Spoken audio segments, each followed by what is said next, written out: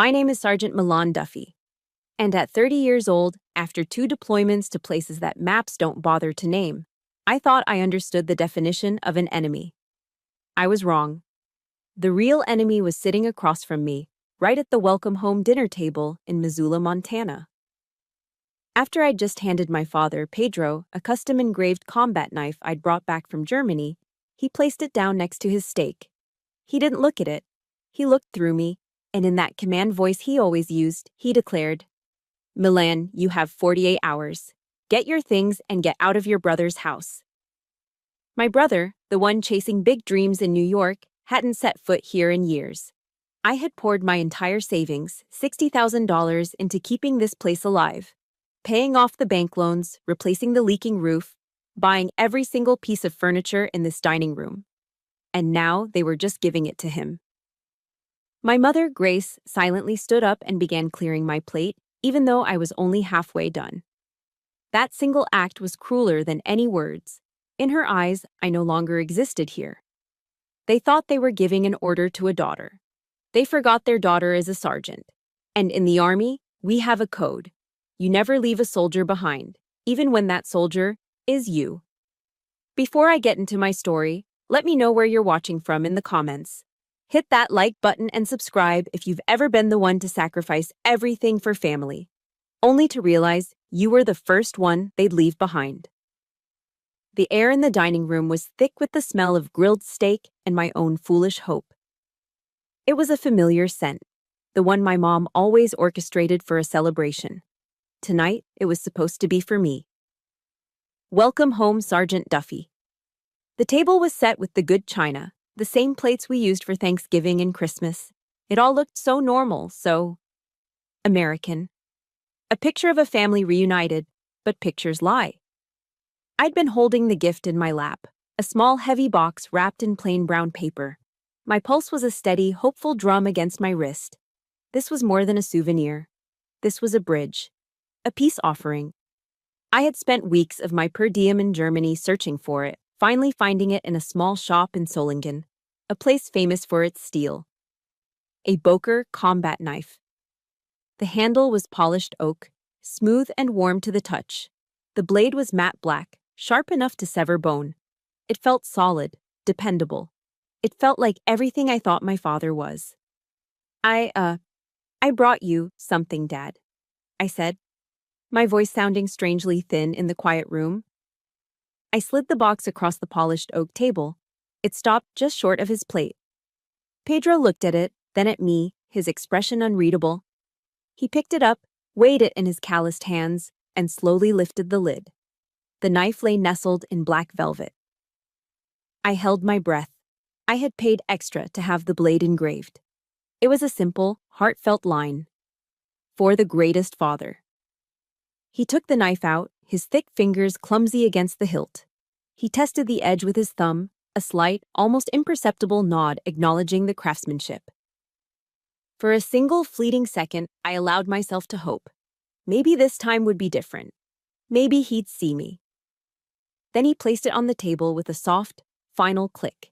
It wasn't a sound of reverence, it was the sound of dismissal, the way you'd set down a piece of junk mail. He nudged it with his pinky finger, pushing it next to the salt shaker, as if it were a useless paperweight.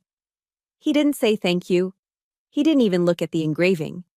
He just grunted, his eyes fixed on some point over my shoulder. "What's this for?" The question wasn't one of curiosity. It was an accusation. "What is the purpose of this gesture? What do you want from me?" The hope in my chest deflated, leaving a cold, hollow ache. The first cut. It was always the quietest one that hurt the most. I swallowed, the bite of steak in my mouth suddenly turning to ash. It's just a gift, Dad."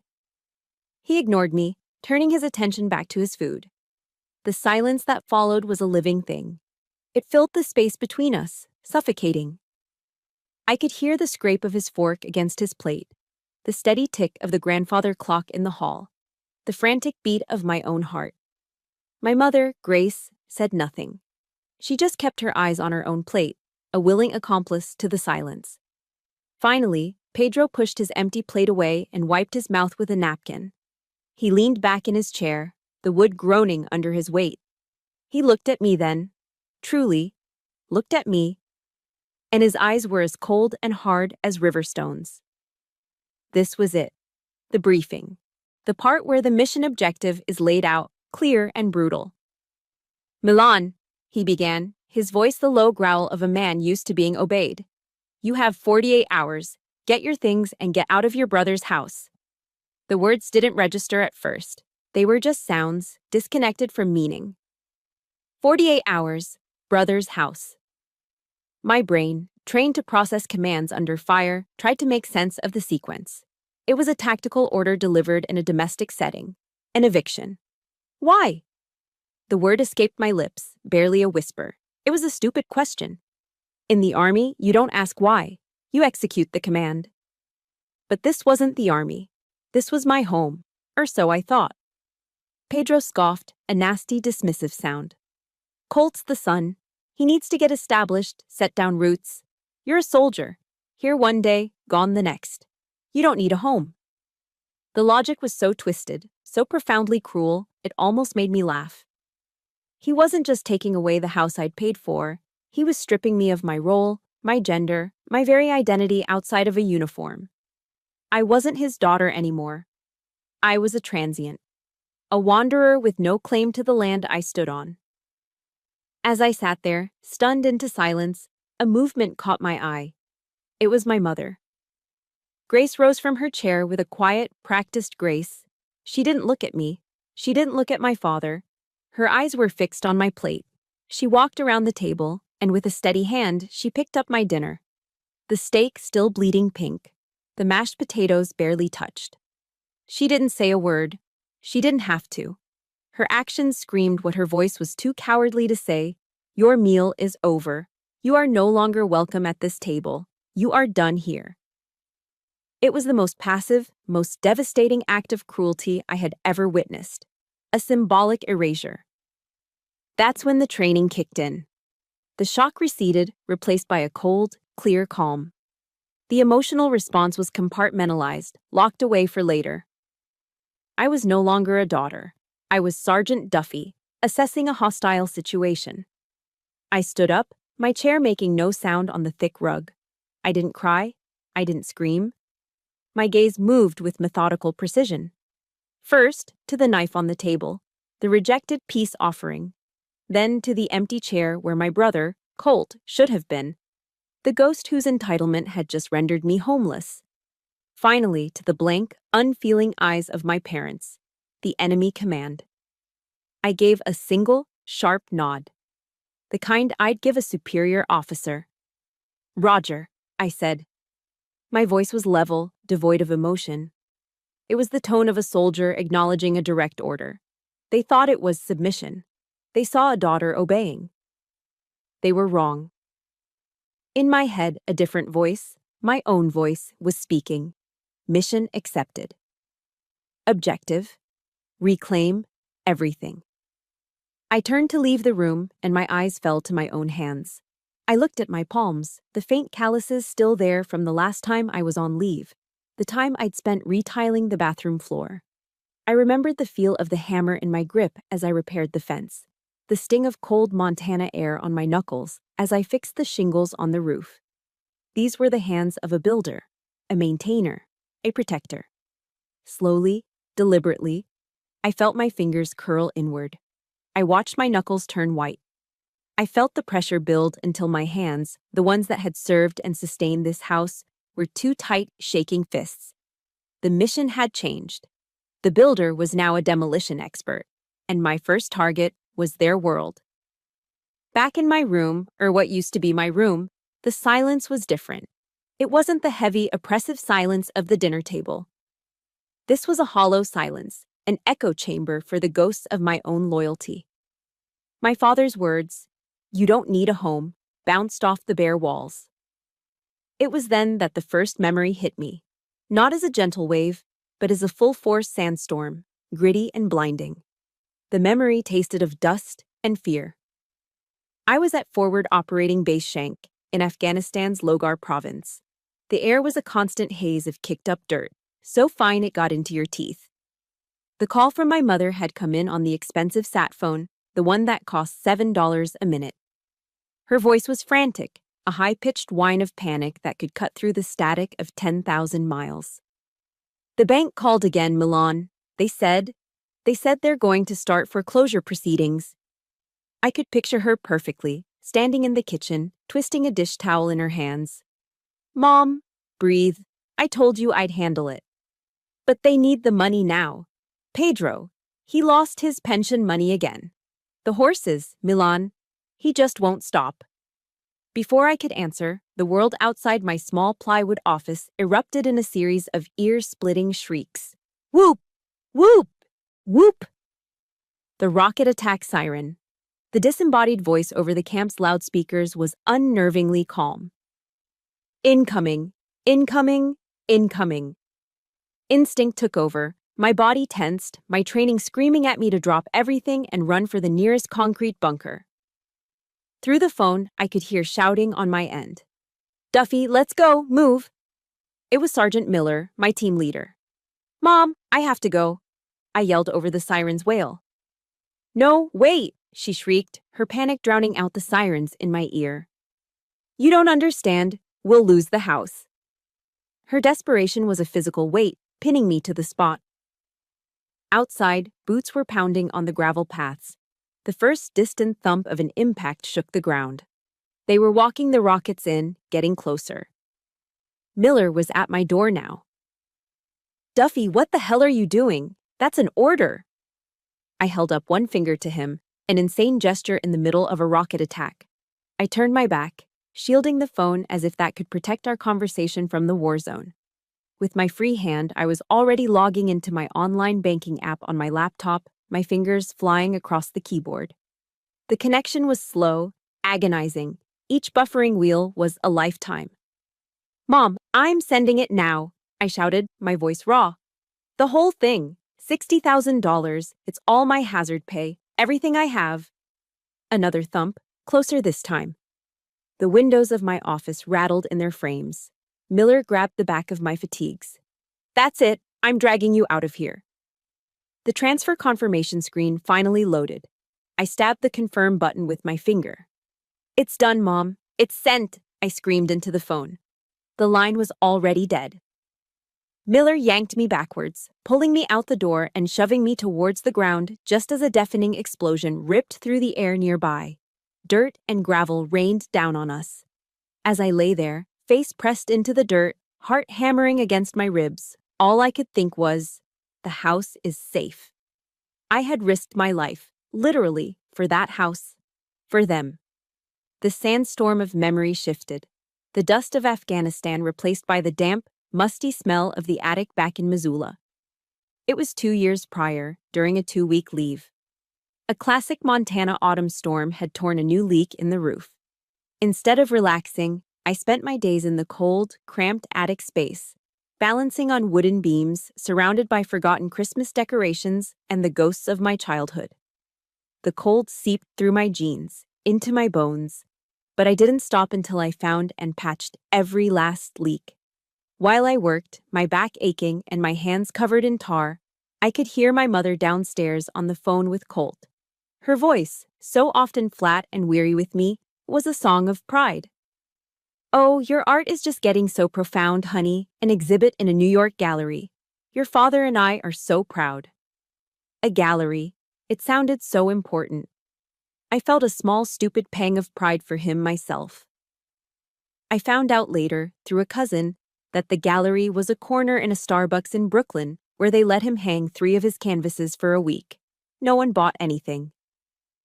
That was the pattern. I was the fixer. He was the dreamer. I was the one who dealt with the ugly, practical realities, the leaky roofs, the maxed-out credit cards, the foreclosure notices. Colt was the one who got to have passion. My sacrifices were simply the fuel for his fantasies. It became clear the time I discovered a series of small, odd charges on my emergency credit card, the one I'd left at home strictly for household repairs. $100 at a fancy steakhouse, $50 at a liquor store, $200 at a poker website. I called home, my stomach tight with anger. When I confronted my mother, her response wasn't anger at Colt. It was annoyance at me.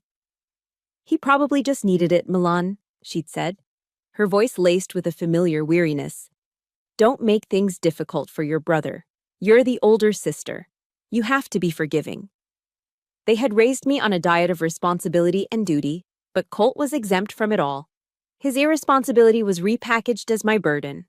My duty was to enable him. My role was to be the silent, dependable machine that kept the family afloat while the golden boy played. The final memory was the sharpest. A phone call just before my last deployment. Colt, asking for $5,000. It's an investment, Milan. A real opportunity this time. I was tired of the lies, the excuses. No, Colt, I'm not giving you any more money. What happened to the money from the last investment? His voice, usually so smooth and charming, turned ugly. What would you know about passion? He spat. You're just a robot in a uniform, following orders. Don't you dare lecture me about life. The insult stung, but it was what I heard next that truly broke something inside me. In the background, faint but unmistakable, was my father's voice. He wasn't defending me. He was coaching my brother. Just ignore her, son. A robot in a uniform. That's all I was to them. A machine that produced money and solved problems.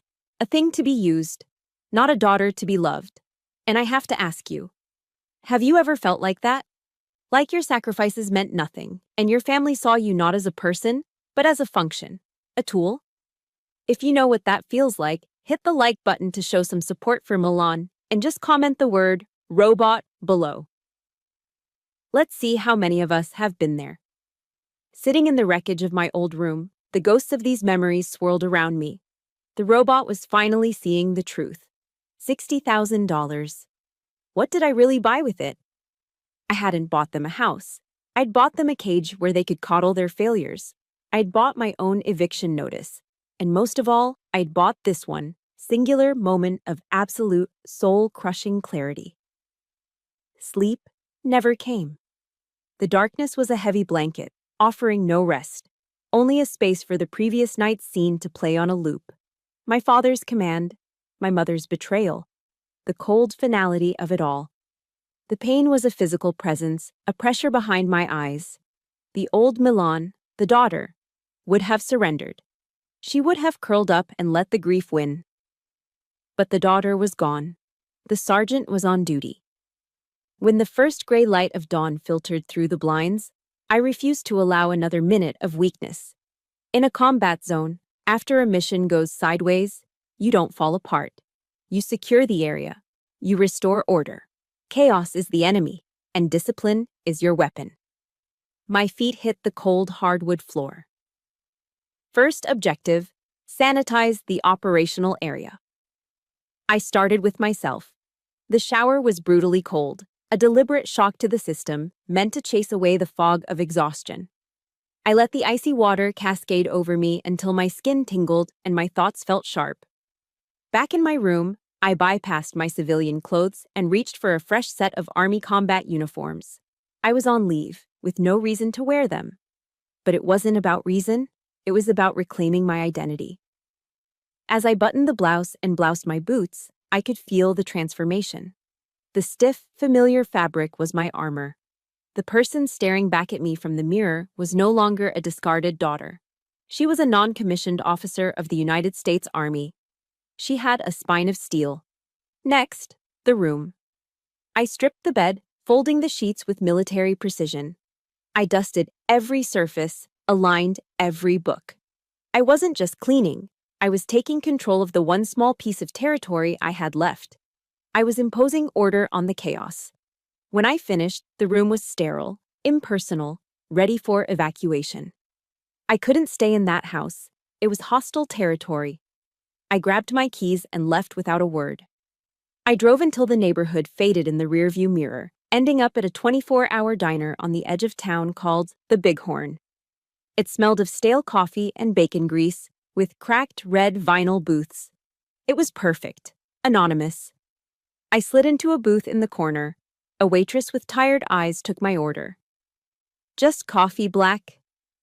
When she brought it, I took a sip. It was bitter and burnt, but it was hot and real. Staring into the black liquid, the question from the night before returned. $60,000. What did I really buy with it? That question was the mission prompt. The anger and grief were just noise.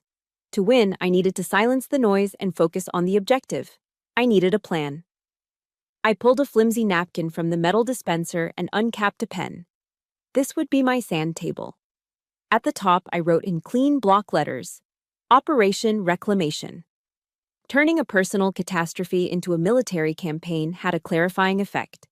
It stripped the emotion away, leaving only strategy. I laid out my objectives. Primary objective, secure justice and recover assets. Secondary objective, expose the truth, simple, measurable, achievable. Then I broke it down into phases, the same way I would plan a route clearance mission. Phase 1, Intel Recon, gather intelligence. Phase 2, fortify alliances, secure support. Phase 3, asset extraction, recover my property. Phase 4, full-scale legal assault, the final attack. I stared at the words scribbled on the napkin. It wasn't much, but it was a start. It was a map out of hell. I looked up from my plan and out the large plate glass window. The morning rush was starting. A family piled out of a minivan at the gas station across the street, a dad laughing as he swung his little daughter in a circle, a mom trying to herd their son. They looked so happy, so normal. In that moment, the weight of my isolation crashed down on me with the force of a physical blow. A wave of profound loneliness washed over me, so intense it made my chest ache. I was completely, utterly alone. No one was coming to save me. My own command structure had designated me as expendable. The coffee cup trembled in my hand. I felt the hot sting of tears behind my eyes, the first I'd allowed myself to feel. The sergeant was faltering. The wall of discipline was about to crack. But then, a quote surfaced in my mind, something I had read years ago, tacked to the wall of my barracks. It was from Theodore Roosevelt. The credit belongs to the man who is actually in the arena, whose face is marred by dust and sweat and blood. I pulled out my phone, found the full speech, and read it right there in the diner booth. The words were a lifeline. I wasn't a critic on the sidelines. I wasn't a victim to be pitied. I was in the arena. My face was marred by the dust of their betrayal, the sweat of my labor, and the blood of my emotional wounds. And the credit, the victory, belonged to the one who was willing to fight. I wasn't a victim. I was a combatant. I took a deep, steadying breath. The tears receded. The resolve hardened. It was time to fight. My plan on the napkin was the strategy. Roosevelt's words were the fuel. Phase 1, Intel Recon. The first step in any operation is to know your enemy's position. I needed to see the battlefield clearly. Calling a lawyer was an attack. That would come later. This was reconnaissance. It required subtlety. My mind cycled through contacts, stopping on one name, Finn Walsh. We'd gone to high school together here in Missoula. Not a close friend, but I knew he was smart, and more importantly, I knew where he worked. He was a loan manager at First Montana Bank, the same bank that held the mortgage on the house. I pulled up his number and pressed call, my heart a steady drum. He answered on the third ring. Walsh. Finn, it's Milan Duffy. There was a pause, then recognition. Duffy. Wow, long time. Heard you were back in town. How's it going? I cut through the pleasantries. Time was a resource I couldn't afford to waste. I'm good. Listen, Finn, I'm calling because I need a favor. A big one, and it needs to be completely off the record. The line was quiet. Okay, he said, his tone shifting from friendly to cautious. I'm listening. I suspect there's been some unusual activity on my credit profile, specifically related to my home address, I said, my voice calm and professional. I need to know if any new lines of credit or loans have been taken out in my name against that property in the last year. Can you run a discreet check for me? I didn't whine or tell him my sob story. I presented it as a security concern, a potential breach. It was a language he, as a banker, would understand. This was my first probe into enemy lines, a single scout sent to map the minefield. I had no idea what I would find, but I knew one thing for certain. The battle had begun. The hours after my call to Finn were the longest of my life. I left the diner and drove to a small, cheap motel off the highway, a clean, anonymous room with a lumpy bed and a television bolted to the wall. I couldn't go back to the house. It was compromised territory. I sat on the edge of the bed, my phone face up on the scratchy floral bedspread, and waited. Every car that passed on the interstate outside sounded like it was pulling into the parking lot. Every distant phone ring felt like it was mine. In the military, waiting is part of the job. You wait for orders, you wait for transport, you wait for the enemy to make a move. You learn to manage the tension, to keep your mind occupied with weapon maintenance or gear checks. But this was different. There were no drills to run, no rifle to clean. There was only the gnawing uncertainty and the cold, hard knot in my stomach.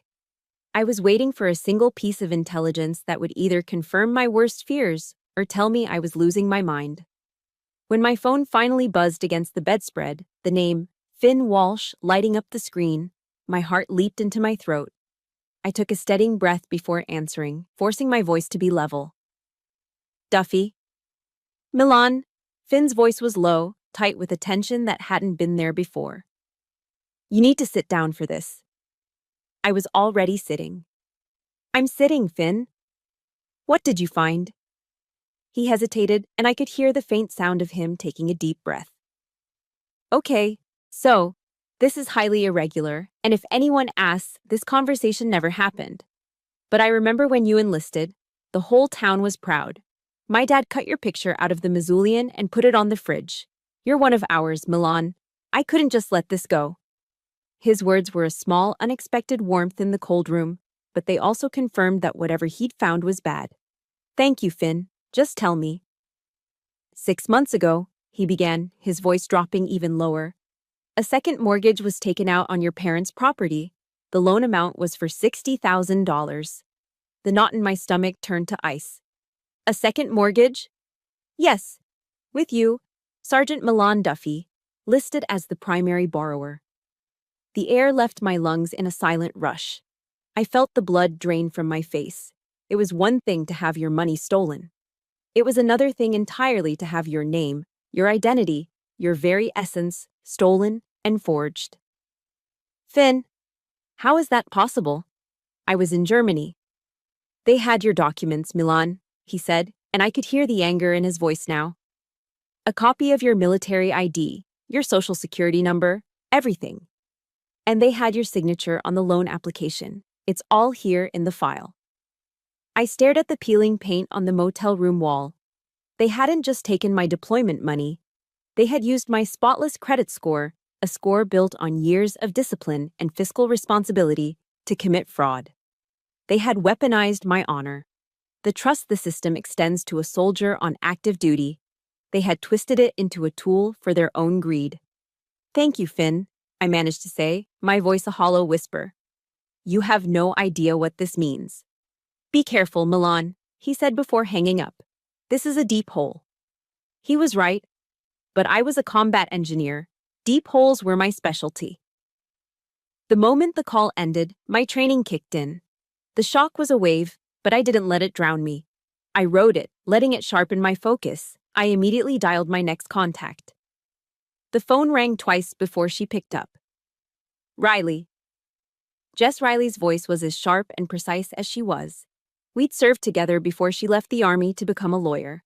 She'd been a military intelligence officer, and she still thought like one. Jess, it's Milan. I'm sending you an email. I need your eyes on it, now. What's the situation? She asked, no pleasantries. Potential identity theft, bank fraud, federal level. Sending now, I said, forwarding the informal summary Finn had texted me. I heard the click of her keyboard. The silence on the line stretched for a full minute. I knew she was analyzing it, dissecting the information, gaming out the scenarios. When she finally spoke, her voice was cold steel. This isn't a family dispute anymore, Milan, she said. This is a federal crime. By using your military status to secure the loan, they've crossed a dozen red lines. Bank fraud, aggravated identity theft. You have full authorization to act. This isn't revenge. This is about enforcing the law. Her words were the official sanction I needed. Jess wasn't just my friend, she was my legal counsel, my strategist. Her assessment gave me the moral and legal high ground. I need hard evidence, Milan, she continued. A paper trail, anything you can find in that house that connects them to this loan. Can you get back in? I have 24 hours left on my eviction notice, I said. I can get in. That night, under the cover of darkness, I returned to the house. I parked down the street and approached on foot, moving through the familiar shadows of my childhood neighborhood. The lights were off. Pedro and Grace were asleep. I used my key to slip in the back door, my boots silent on the linoleum floor. The house felt alien, hostile. My target was the attic.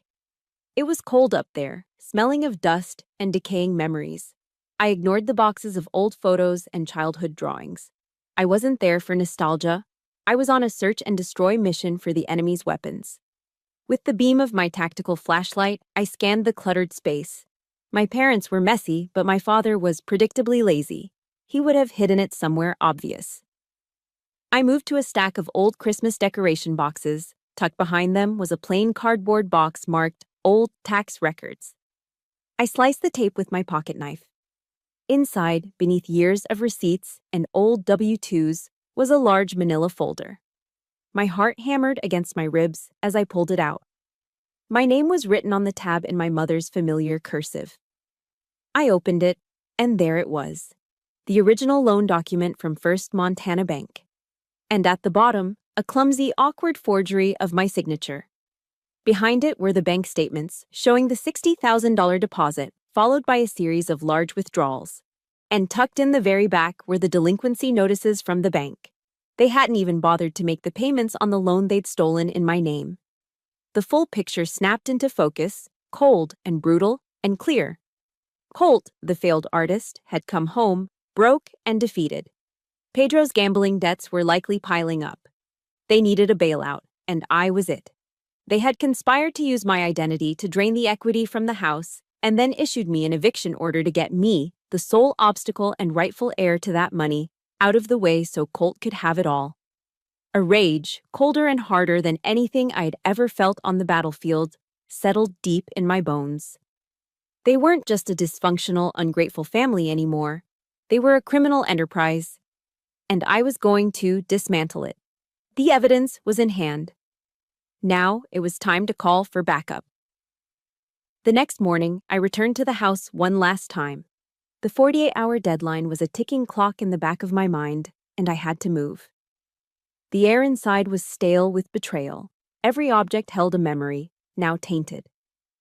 My mission was simple: extract essential personal items and abandon the field.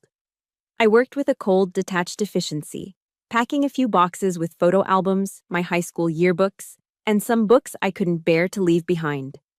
Each item I touched felt heavy, not with its own weight, but with the weight of what I had lost. I was taping up the last box when a shadow fell across the driveway. I looked up, my body tensing instinctively. Standing on the lawn, his hands in his pockets, was Mr. Burke from across the street. Mr. Burke was a neighborhood fixture, a retired Marine Corps gunnery sergeant who had served 2 tours in Vietnam. He was a man of few words, known for his perfectly manicured lawn and the American flag he raised every single morning. In all the years I'd lived here, we'd exchanged little more than polite nods and waves. My first thought was that my father had sent him over to make sure I was leaving. He walked across the street, his steps slow and deliberate. His eyes, though old, were sharp and missed nothing. "Headed out, Sergeant?" he asked, his voice a low, gravelly rumble. He used my rank, not my name. It was a sign of respect, and it caught me off guard. I tried to keep my voice steady, professional. I didn't want his pity. "Just moving some things out for a while, Mr. Burke." He looked at the small pile of boxes, then at the sprawling house behind me, and then back at my face. He saw right through the lie. "I heard Pedro last night," he said quietly, his gaze unwavering. "Shouting from the porch. The whole block probably heard him." He shook his head slowly, a look of profound disappointment on his face. It's a damn shame. His simple, honest words breached my defenses in a way no sympathy could have. He wasn't pitying me. He was angry for me. He saw the injustice. We've watched you grow up, Milan, he continued, his voice softening slightly. We saw you out here, year after year. I saw you on that roof in the fall, patching the shingles before the first snow. I saw you mowing this lawn every summer while your brother was off chasing God knows what in New York. We all saw you shoveling this driveway after every blizzard, making sure your folks could get their car out. He took a step closer, his eyes locking onto mine. We know who really took care of this house, Milan. Don't you ever doubt that. And that's when the dam broke. For the first time in 2 days, I felt the hot sting of tears welling in my eyes. They weren't the tears of a victim, but the tears of a soldier who had been holding a defensive line, alone, for far too long, only to finally see reinforcements arrive. It was the overwhelming, gut-wrenching relief of being seen, of being validated. I quickly wiped a tear away with the back of my hand, embarrassed by the show of emotion. As if on cue, another figure emerged. Mrs. Jensen from next door, a sweet woman who always had a smile and a wave, was walking toward us, holding a plate covered in aluminum foil. I saw you out here and thought you could use this, she said, her voice warm and kind. She peeled back the foil to reveal a pile of still warm, gooey chocolate chip cookies. The smell was the scent of every safe and happy childhood home that wasn't mine. For your strength, dear. She didn't ask questions. She didn't pry. She just set the plate down on one of the boxes and wrapped her arms around me in a firm, motherly hug. It was a simple gesture, but it was more warmth and unconditional support than I had received from my own mother in 30 years. I hugged her back, burying my face in her shoulder for a brief second, breathing in the scent of kindness. We're so proud of you, Milan, she whispered, patting my back. Always have been. When she pulled away, she gave my arm a gentle squeeze and went back to her house, leaving the plate of cookies like an offering of peace. I stared at it, a lump forming in my throat. This was the family my heart had always yearned for. Not one of blood, but one of choice and community. Mr. Burke watched the exchange with a knowing look. Good people, he murmured. He then looked at my uniform from the day before, which I had left folded in my car. You know, he said, there's an organization, run by vets, called The Mission Continues. Their whole purpose is to help soldiers find ways to keep serving in their communities when they come home. He paused, letting the words sink in. Soldiers like you always know how to serve, no matter where you are. It's in our blood. That service, that dedication, that's your real value. Don't ever let anyone tell you otherwise. His words were a direct counterstrike to my father's dismissal of my life's work. He was reminding me of my core identity, of the honor that no one could take from me. He prepared to leave, but stopped and turned back, his expression serious. He looked me straight in the eye, not as a neighbor, but as one veteran to another. In the Marine Corps, we have a code. We don't leave our own behind. Same goes out here, he said, his voice firm with conviction. You're one of us.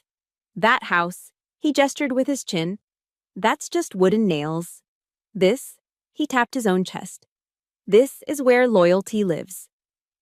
He reached out and put a strong, weathered hand on my shoulder. Whatever you need, you call. You need a witness. You need a hand moving. You just need someone to listen.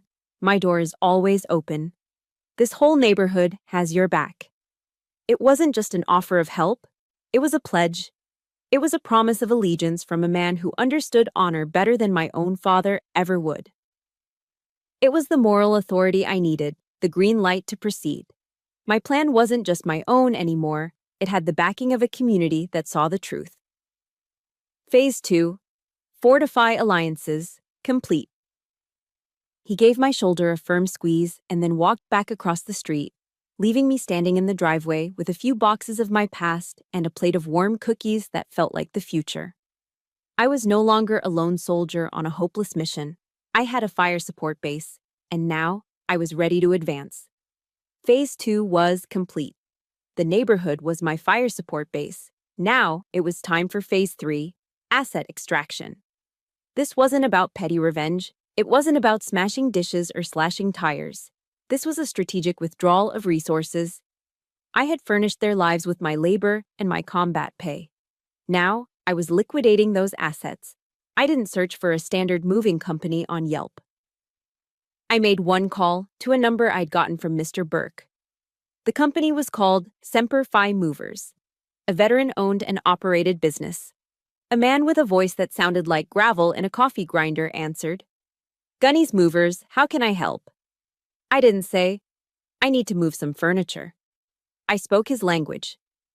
"This is Sergeant Duffy. I need a team for a rapid asset extraction, effective this afternoon. Mission window is 3 hours. Requirements are speed, efficiency, and minimal footprint." There was a moment of silence on the line, and then a low chuckle. He understood perfectly. "Roger that, Sergeant. Alpha Team will be at your coordinates at 1400 hours. They're the best." At precisely 1400, a large moving truck pulled up to the house. The man who stepped out of the driver's side was built like a refrigerator, with the word Marines tattooed in bold letters down his forearm. He and his two-man crew were all vets. He walked up to me, looked me in the eye, and gave me a crisp nod. "Team lead." "Where's the manifest, Sergeant?" I handed him a clipboard. On it was a detailed list, cross-referenced with a floor plan of the house I had sketched from memory. Every item was an asset I had purchased, with receipts and bank statements to prove it. Living room, 175-inch Samsung television, 1 Sonos sound system. Dining room, entire Crate and Barrel dining set, table, 8 chairs. Kitchen, Whirlpool washer and dryer. Garage, Honda generator. The list went on. It was everything that had transformed this house from a decaying structure into a comfortable home. "Understood," he said, glancing at the list. "Consider it done." His team moved with a level of precision that was almost beautiful to watch. There was no wasted motion, no shouting. They were a well-oiled machine, flowing through the house and systematically removing every item on my list. My parents emerged from the back of the house, drawn by the noise. They stood in the kitchen doorway, their faces masks of stunned disbelief. They watched, speechless, as the large-screen TV was carefully unmounted from the wall. They watched as the dining room table where they had disowned me was expertly disassembled and carried out the door. The house was being methodically dismantled around them.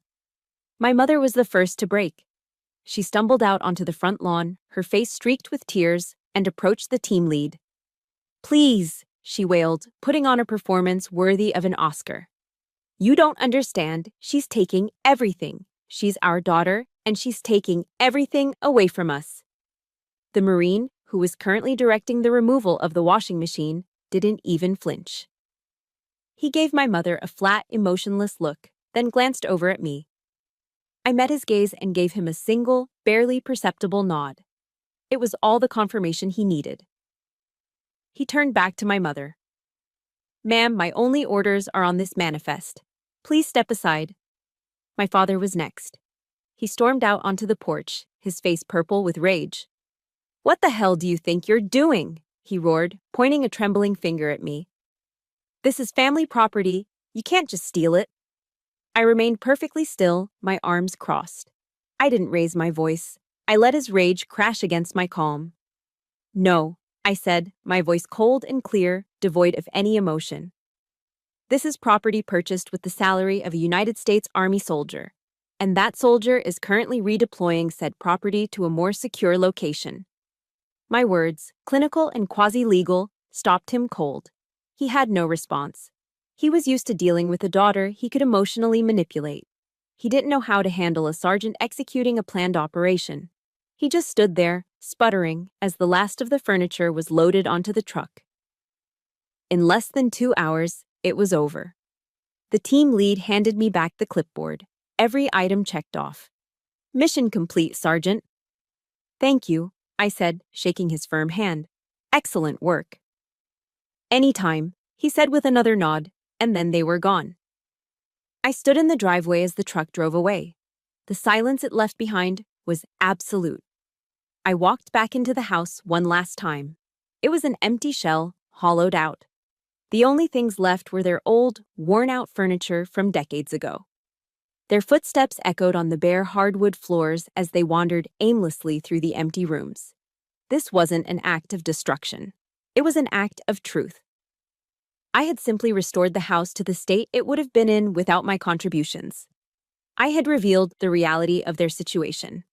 The house was now worth exactly what they had invested in it. Nothing. The fight wasn't over, not by a long shot. This was just one phase, one battle in a larger war. But it was a victory. It was the first time I had taken back control. The first time I'd shown them that their actions have consequences.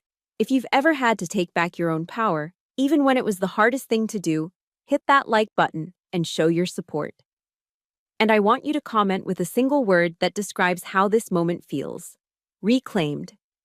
I walked out the front door and sat down on the top step of the porch, the cool concrete a comfort against the turmoil inside me. The sun was beginning to set, casting long shadows across the empty street. I wasn't leaving, not yet. Phase 3 was complete. But I knew the enemy's prize asset, their golden child, was still en route. I knew Colt was on his way, and I would be waiting. I waited on that porch as the Montana sky bled from orange to a deep, bruised purple. The air grew cold, but I didn't move. I was a sniper in a hide, perfectly still, my senses dialed to maximum.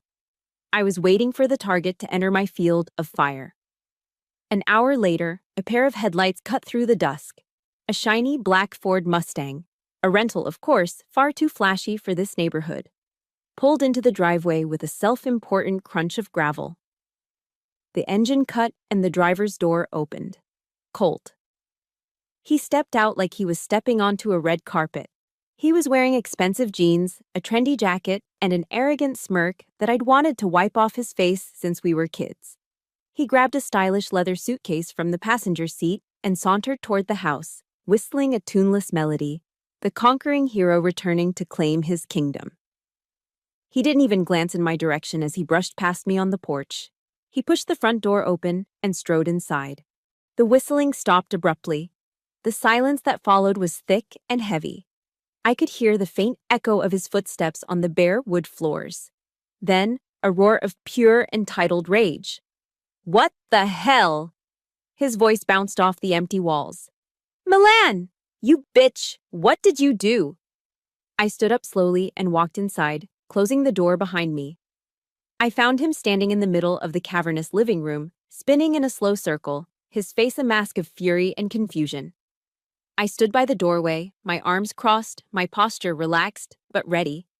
At attention. He finally locked his eyes on me. "You did this! Where is everything? Where's my stuff?" "I'm not sure what you mean by your stuff, Colt," I said, my voice calm and even. It was the voice I used to de-escalate situations before they turned violent. "I merely recovered my assets, the things I paid for." I let my eyes drift around the empty space. "This house is now a hollow shell, Colt, a lot like your promises." That hit a nerve. He lunged toward me, his face turning a blotchy red. "You have no right. This is my house. My house. Mom and Dad gave it to me." "Did they?" I asked, my voice still dangerously quiet. This was the moment. The kill shot. I reached into the inner pocket of my field jacket and pulled out the folded sheaf of papers I'd taken from the attic. I didn't hand them to him. I let them fall from my hand, scattering across the floor between us. The top page, the loan agreement, landed face up. "Really?" I said, my voice laced with ice.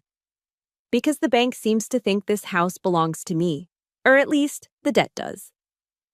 He stared at the papers, his bravado starting to crack. He recognized the letterhead of the First Montana Bank. I took a deliberate step forward. "Do you recognize this signature, Colt?" I pointed to the sloppy forgery of my name at the bottom of the page. They took out a $60,000 second mortgage in my name, using my military papers and my perfect credit score. I let the words hang in the air, each one a hammer blow. "That's called bank fraud, Colt. A federal felony."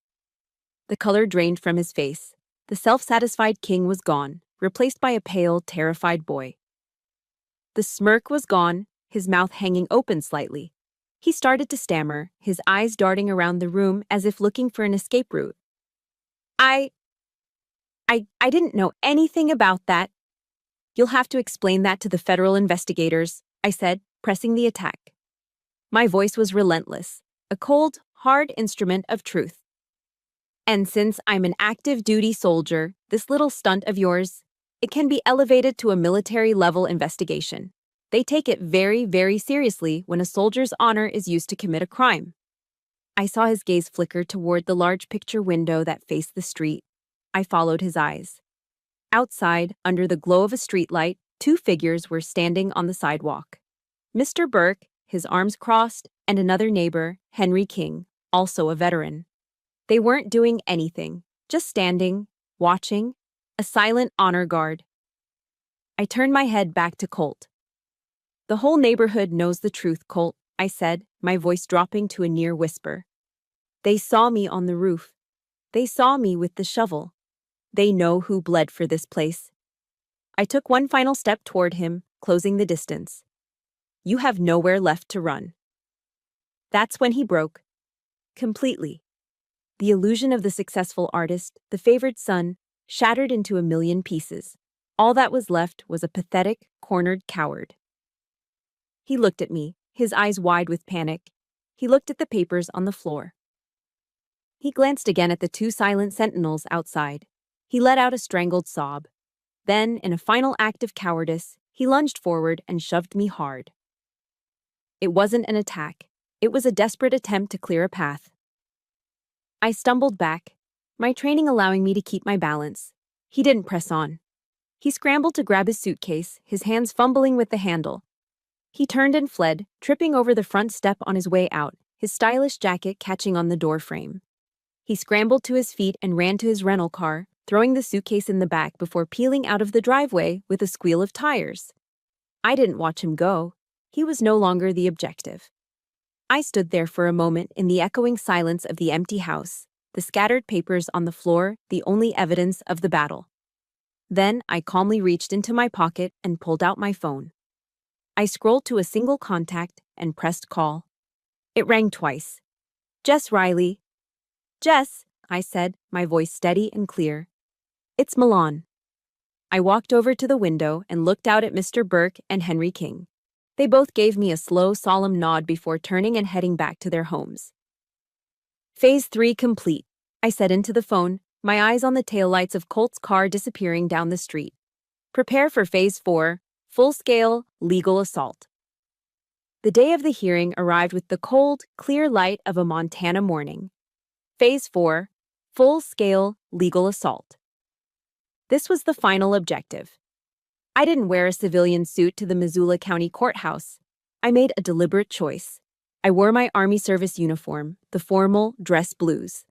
The jacket was perfectly pressed, the brass on my belt buckle gleamed, and the medals on my chest, small, neat rows of color, told a story of their own. I wasn't here today as a daughter. I wasn't here as a victim. I was here as Sergeant Milan Duffy of the United States Army, whose name and honor had been compromised.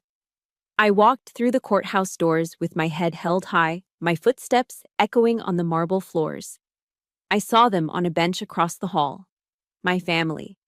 They looked defeated, haggard and diminished under the fluorescent lights. My father's usual arrogance was gone, replaced by a sullen slump in his shoulders.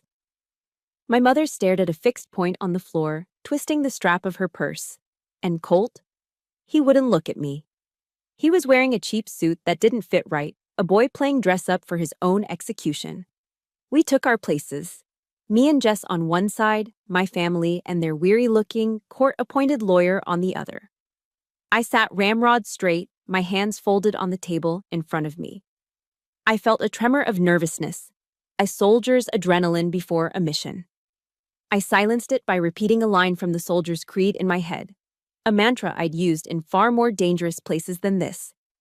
I will never accept defeat. I will never quit. Jess was magnificent. She was no longer just my friend. She was a warrior in her own element. She laid out the case with the cold, irrefutable logic of an intelligence officer briefing a general. There was no drama, just facts. She presented Exhibit A, the fraudulent second mortgage document. The signature was a clumsy, almost insulting forgery. She presented Exhibit B, years of my bank statements, showing consistent, large-sum transfers to my parents' account for the original mortgage, for utilities, for property taxes. It was a clear, undeniable pattern of support. Then she called her only witness, Mr. Burke. He walked to the stand, a fellow veteran, his posture still straight despite his age. He spoke in a clear, steady voice, telling the court how he'd watched me spend my leaves not partying, but reshingling the roof in the biting autumn wind, shoveling the driveway after blizzards, and maintaining the property while Colt was nowhere to be seen. This is not a simple family dispute, Your Honor, Jess concluded, her voice ringing with conviction. This is a calculated, systematic exploitation of an active duty soldier by her own family. They didn't just take her money, they weaponized her service. The opposing lawyer's defense was weak, pathetic. He tried to paint me as an ungrateful absentee daughter who had abandoned her aging parents. He made it sound as if my service to the country was a selfish hobby. Then he made his fatal mistake. He called my father, Pedro, to the stand. Pedro swaggered up, a flicker of his old, belligerent self returning. His lawyer asked him a series of softball questions, trying to portray him as a concerned father. But then Jess got her turn. Mr. Duffy, she began, her tone deceptively gentle. Why did you feel it was appropriate to demand your daughter, a combat engineer who had just returned from a deployment, vacate her home with 48 hours' notice? My father puffed out his chest. Colt is the son. He needed to establish himself. She's a soldier. She's used to moving around. Jess paused, letting the statement hang in the silent room. So, in your mind, her service, her sacrifice, made her less entitled to a home. And then he said it, the words that sealed their fate. He looked at Jess with pure, unadulterated arrogance and said, "It was her duty." A hush fell over the courtroom. The air crackled. Even his own lawyer winced. It wasn't an excuse, it was an indictment. He saw my sacrifice not as a gift, but as an obligation he was entitled to exploit. The judge, a stern-faced woman with sharp, intelligent eyes, had been listening intently. Now she leaned forward, her gaze fixed on my father. For the first time, I saw a flicker of emotion on her face, a deep, profound anger. She let the silence stretch for a long moment before she spoke, her voice low and cutting. She addressed my family, but her words felt like they were for me. The sacrifice of a soldier is not a bank account for you to make withdrawals from at your convenience, she said, each word landing like a gavel strike. Her honor is not a commodity for you to leverage when you mismanage your own lives. Her duty is to her country, not to funding your irresponsibility. She looked down at her notes, then back up at them. The end had come. The judgment of this court is as follows, she announced. The fraudulent loan of $60,000 is hereby declared null and void. Sergeant Duffy's name is to be expunged from all associated records immediately. I felt a breath leave my body I didn't know I was holding. Furthermore, the judge continued, her voice unwavering, the defendants, Pedro, Grace, and Colt Duffy, will be held liable for all of Sergeant Duffy's legal fees.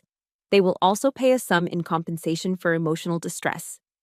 My mother let out a small, strangled gasp. Colt looked like he was going to be sick. But the judge wasn't finished. She delivered the final, fatal blow.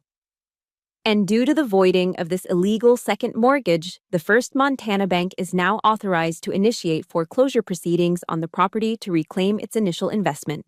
This court is adjourned. The finality of the gavel's crack echoed in the silent room. It was over. They had lost everything. Their greed had devoured itself, and the house, the very thing they had tried to steal, was the ultimate price. I didn't feel a rush of joy. I didn't feel triumphant. As I stood up, the crisp fabric of my uniform rustling, all I felt was a profound, hollow emptiness. It was the quiet that comes after the battle is over, a heavy, draining, and total sense of relief. The war was won. I walked out of the courthouse and into the blinding Montana sunlight. The victory didn't feel like a celebration. There were no triumphant cheers, no fists pumped in the air. There was only a vast, hollow silence where a family used to be. It was the silence of an amputation. Necessary, life-saving, but the phantom limb still ached. Jess put a hand on my shoulder. "You okay, Sergeant?" I nodded, the motion feeling heavy. "I will be."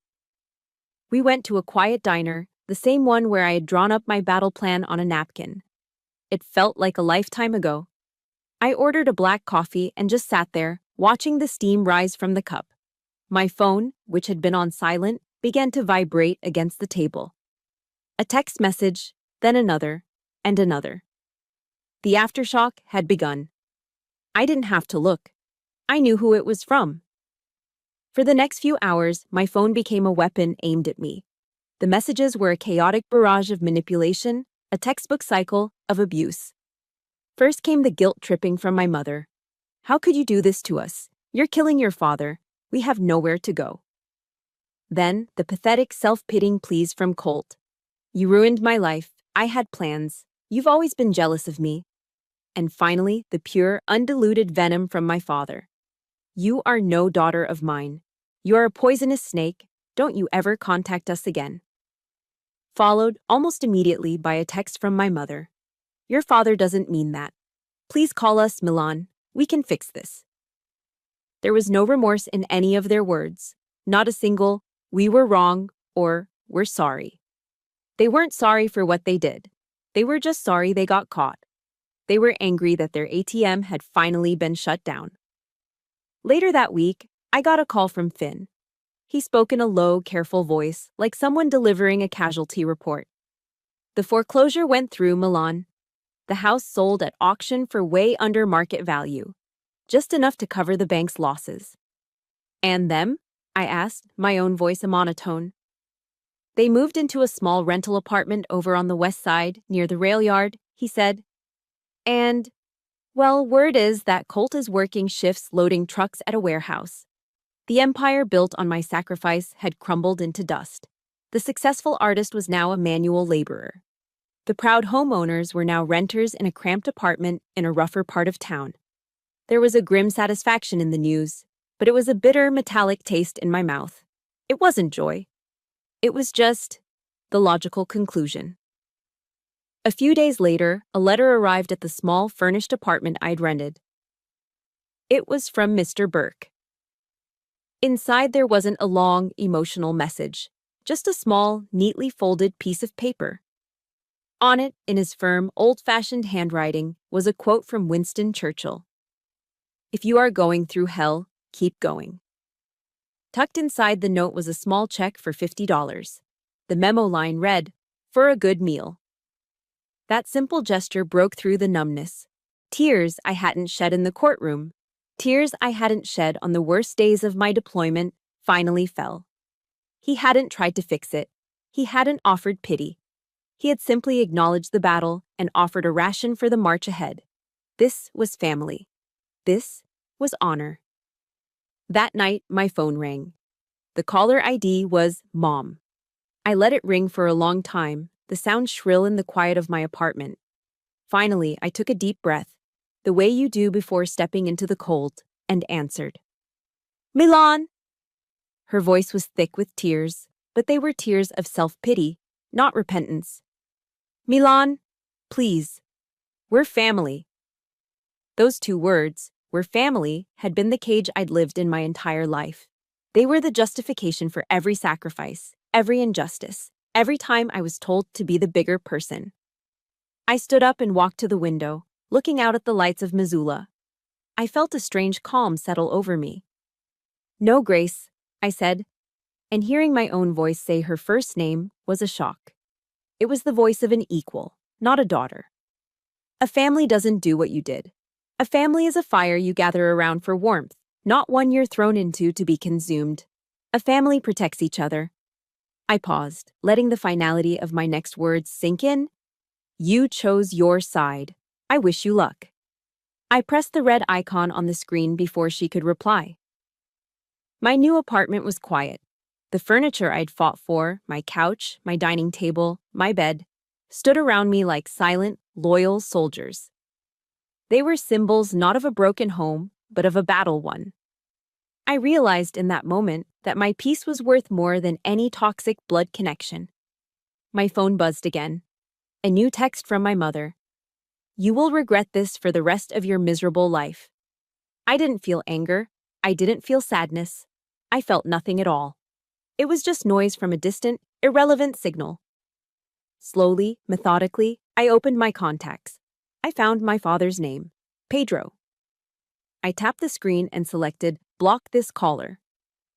A small pop-up asked me to confirm. I pressed Block Contact. 1 down. Next, Grace. Block this caller. Block Contact. 2 down. Finally, Colt. Block this caller. Block Contact. 3 down. With each tap of the screen, I felt a physical weight lift from my shoulders. It wasn't an act of anger, it was an act of self-preservation. It was me, finally, securing my own perimeter. I looked around my quiet, peaceful apartment. Mission complete, I whispered to myself.